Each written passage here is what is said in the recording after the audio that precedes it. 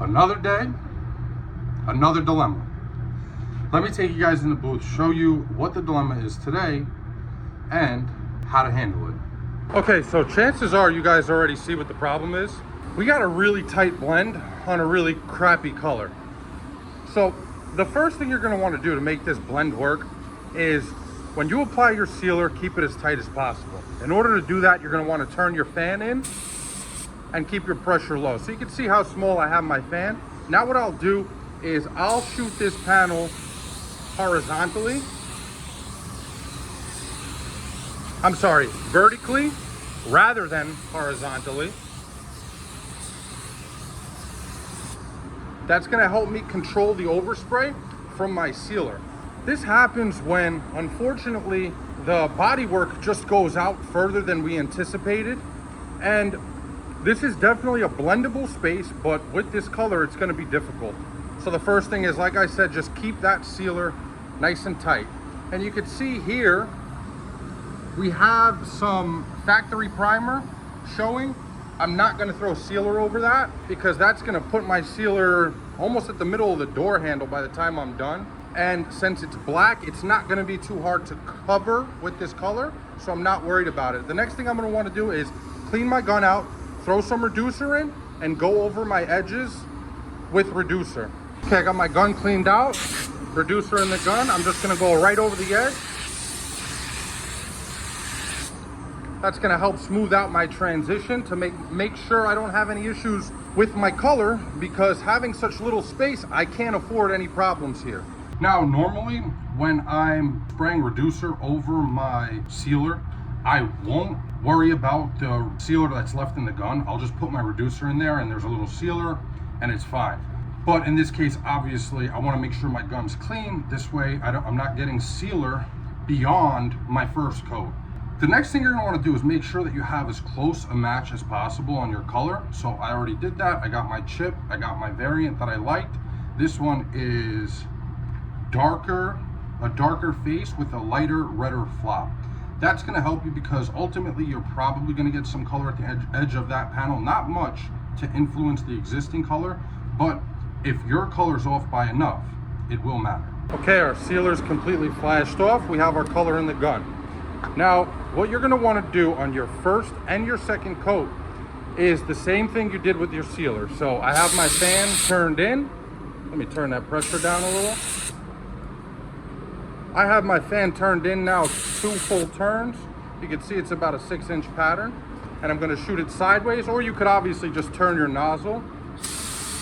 On these first 2 coats, all we're worried about is coverage, nothing else.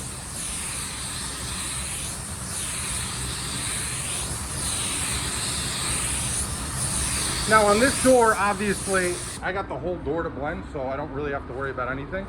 But in the back here, how I just applied that first coat is the exact same way I'm gonna apply the second coat. On our third coat is when we're gonna blend out, and I'll show you guys exactly how to do that, because there is something specific that you're gonna wanna do that's gonna help you out a bunch. Okay, that's flashed off. We're ready for our second coat. We're gonna do the same thing. We're gonna keep the color very tight. We got our fan turned in. I'm turned in 2 turns, and I got my pressure a little lower. What I will do is go out probably about 1 inch further because I still have to deal with that black primer showing through. And I want to get that covered with my sealer. I don't want to be fighting to cover that while I'm trying to blend my color out and keep it tight.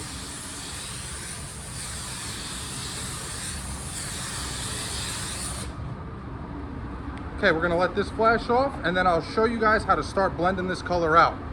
And that's how much room we got. It ain't much. Okay, we have coverage. Now we're gonna start blending out. I always prefer to do 2 coats when blending out, just to have a smooth transition. So on your first one, what you're gonna wanna do is, I still have my fan turned in, I turn my pressure down a little more. I'm gonna just worry about my blend area. I'm not gonna worry about anything else right now, because when I'm coming back and forth, I might accidentally go farther than I would like. So what I'm gonna do here is I'm gonna shoot this down. I'm gonna shoot it directly to this corner, because obviously down here, I don't have to worry about matching anything. It's only up here. So here we go. Oh, Let me lower that pressure a little more. There we go.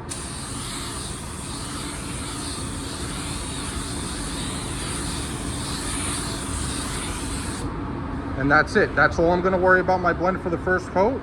Now I'll go ahead and I'll blend my front, and I'll do the same thing in the front. I'm gonna bring that color down, being careful when I come back not to shoot any color up there.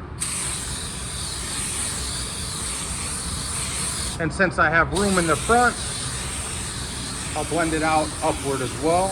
Still keeping this fairly tight. Always on your first coat, you don't want to go as far, on your first blending coat, you don't want to go as far as you typically would like to go. And I'll shoot just a little bit of color on the rest of our panel, so I have even coats.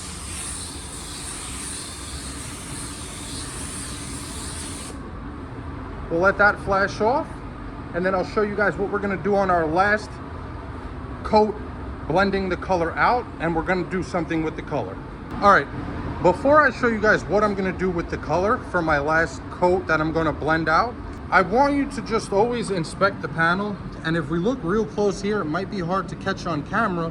You can see I did splatter some color up near this edge. So you could sand that out.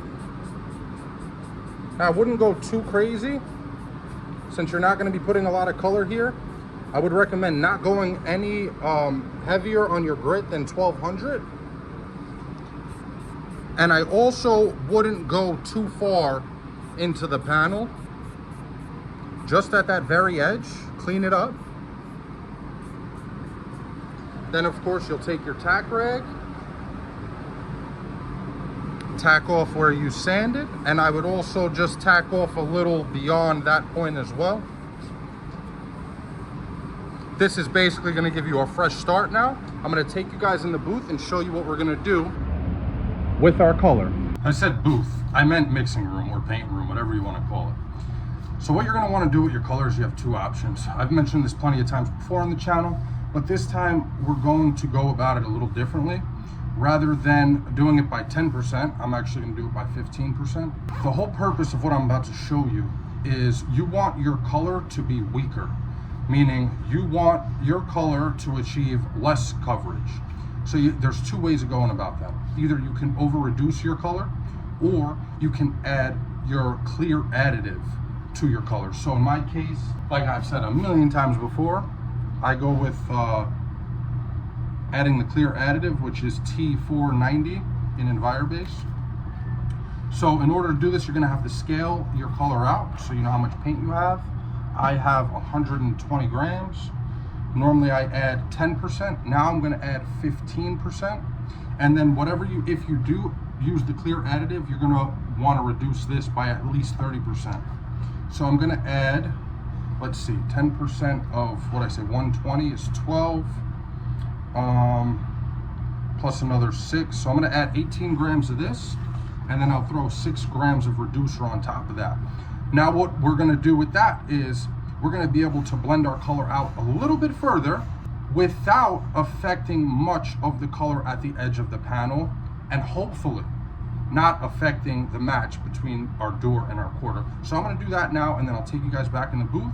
We'll shoot the last coat of color, and then I'll show you guys the first coat of clear, because there's something I wanna mention. I've seen a couple comments on previous videos about this, so it's a good opportunity for me to touch on it, and it'll probably help a lot of you guys out with a common problem. Okay, now that we have a weaker color, by the way, spray work, subscribe, we can get a little more bold with how far we bring our color out. So the only thing I changed with my gun is my fan. I have it wide open now, and my pressure is still the same. I'm right around 19 PSI.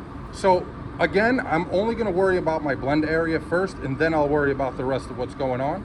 I'm gonna do the same thing here. I'm gonna bring my color down to the edge.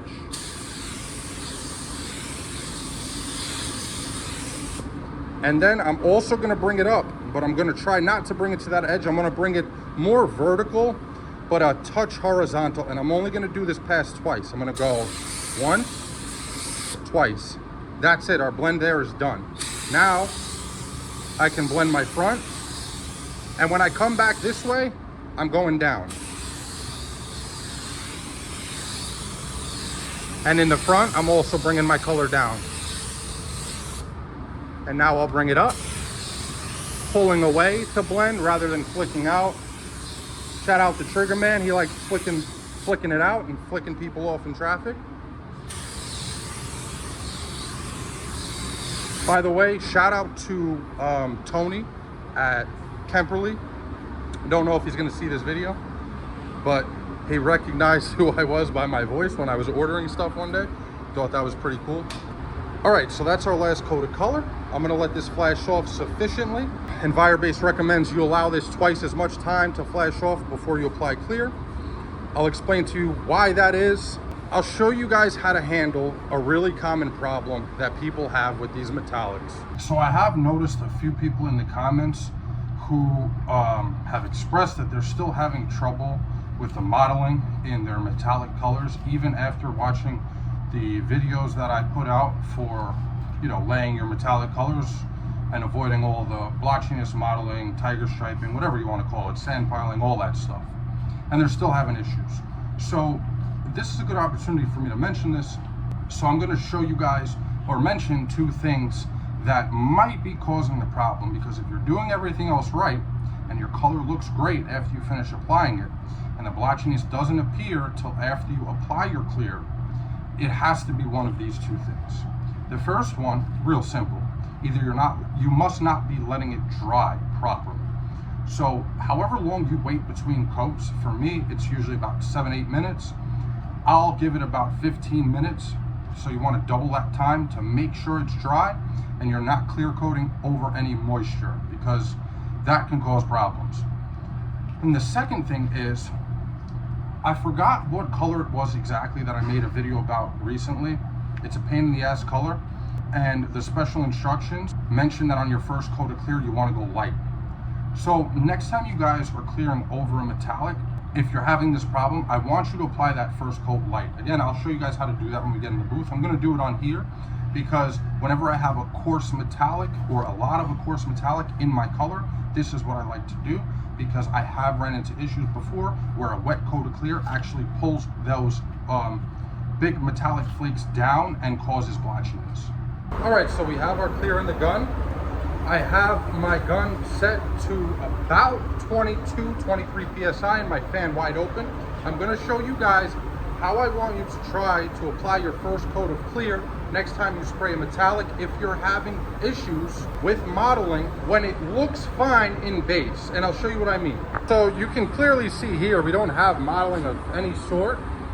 And what I'm getting from some of the comments is that they're clearing over this and then they're getting modeling.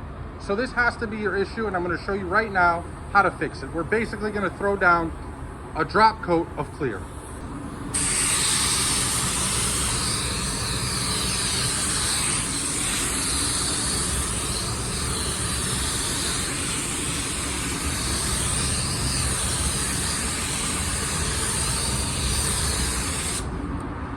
Okay, now we're going to give that half of the normal flash off time.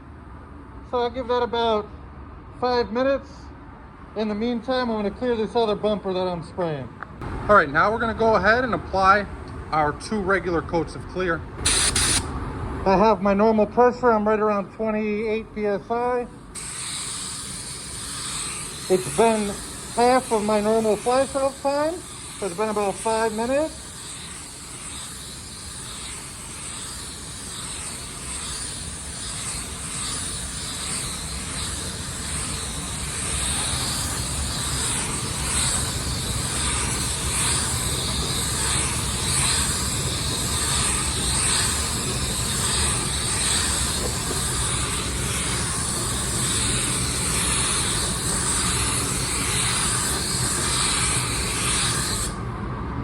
All right, that's our first coat down. Everything looks good. I'm gonna throw our second coat on, and then I will show you guys how we handled maintaining that match here from door to quarter. All right, here's our finished product. You can see that our match is still on point all the way through the door. You can actually look at the tape and see how little color even got this far, let alone this far.